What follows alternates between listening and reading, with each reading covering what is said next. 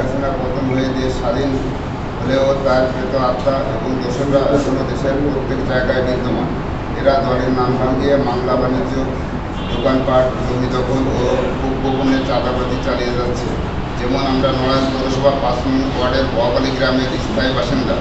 আমাদের জমাদ্দার বংশের প্রায় 100 ভাগই শহীদ রাষ্ট্রপতি জিয়াউর রহমানের আদর্শের সৈনিক। আমরা সক্রিয়ভাবে বিএনপি বংশধারী এবং ব্যবসায়ী, সমাজসেবক ও চাকরিজীবী। আমরা প্রায় সকলেই বিএনপি করি। গত ইংরাজি 9/9/2024 তারিখে নড়াইল সদর থানায় একটি মামলা রুজু হয়। মামলা নম্বর 3624/9924। এই মামলাটি সম্পূর্ণ মিথ্যা, ষড়যন্ত্র ও হয়রানিমূলক।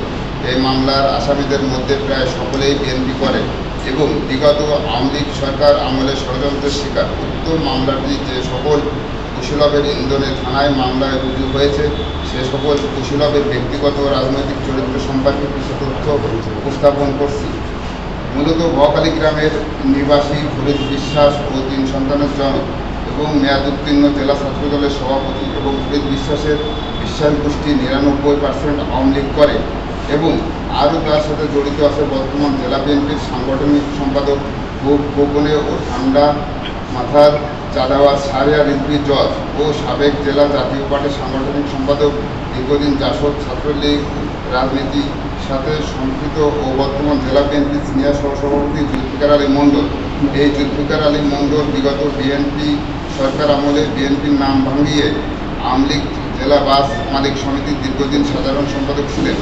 এখান থেকে তিনি 1,07,00,000 টাকা দুর্নীতি ও আত্মসাৎ করে এবং জেলা বিএনপি ও নগর বিএনপির নেতৃবৃন্দ তাকে পৌর মেয়র বানান এবং মেয়র হওয়ার পরে সে আত্মীয়করণ ও শেখ মুজিবের 15 আগস্টের 27 মণ জিলেপি প্রদান করে ও আওয়ামী লীগের সাথে যোগ সাজসে বিএনপি নেতাকর্মীদের অবমূল্যায়ন করে।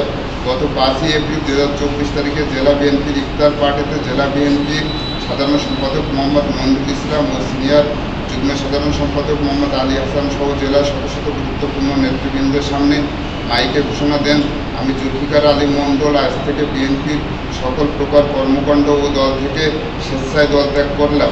এই কথা বলার পরের দিন নড়াইল 2 আসনের এমপি মাশরাফি বিন মুর্তজা ও তার পিতা বলা হয় তাকে পৌর মেয়র বানিয়ে আওয়ামী লীগের দলীয় পোস্ট নিয়ে নেবেন।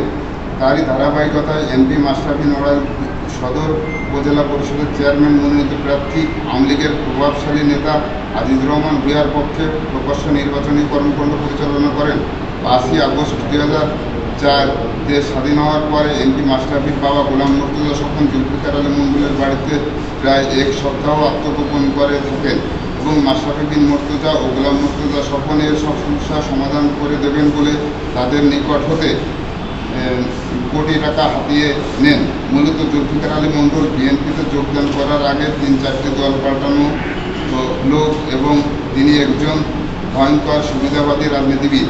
তারই বউ নড়াইল সদর হাসপাতালে হিসাবরক্ষক পদে চাকরিরত থেকে স্বাক্ষর জালিয়াতি করে 70 লক্ষ টাকা আত্মসাৎ করে। বর্তমানে তিনি চাকরিচ্যুত এবং দুর্নীতি দমন মামলায় জেরভুক্ত আসামি। জুলফিকার আলী মণ্ডল এই ঘটনাগুলো নড়াইল সর্বস্তরের লোক অবগত। জজ ও জুলফিকার আলী মণ্ডল এই 2 জনের ছত্র ছায়ায় ফরিদ বিশ্বাস 5 আগস্ট 2004 এরপর নড়াইল সদর হাসপাতালের সামনে নোভা ডায়াগনস্টিক সেন্টার, পাসপোর্ট অফিসের সামনে দোকান দখল, মামলা বাণিজ্য এবং নড়াইল দোকান বাজারে 2 ব্যবসায় যথাক্রমে একজনের নিকট থেকে 1.5 লক্ষ টাকা ও অপরজনের নিকট থেকে 5 লক্ষ টাকা চাঁদা দাবি করে।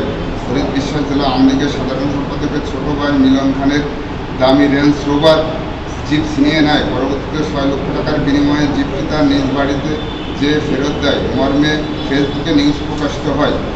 এমত অবস্থায় এই 3 নেতাকে আমরা 5 নং ওয়ার্ডের সাধারণ মানুষ প্রত্যাখ্যান ও বাঞ্ছিত ঘোষণা করছি। পাশাপাশি দেশের ভবিষ্যৎ জনগণের যোগ্য উত্তরসূরি তারুণ্যের অহংকার বিএনপির ভারপ্রাপ্ত চেয়ারম্যান জনাব তারেক রহমানের হস্তক্ষেপ কামনা করছি। আমার চৌধুমাতা জনগণকে সদস্য জেলা শ্রমিক দল নড়াইল পৌর বিএনপি প্রতিষ্ঠাতা সম্পাদক মৃত আফিয়ার জুমাদ্দারের ছেলে শান বহাকালী 5 নম্বর ওয়ার্ড নড়াইল।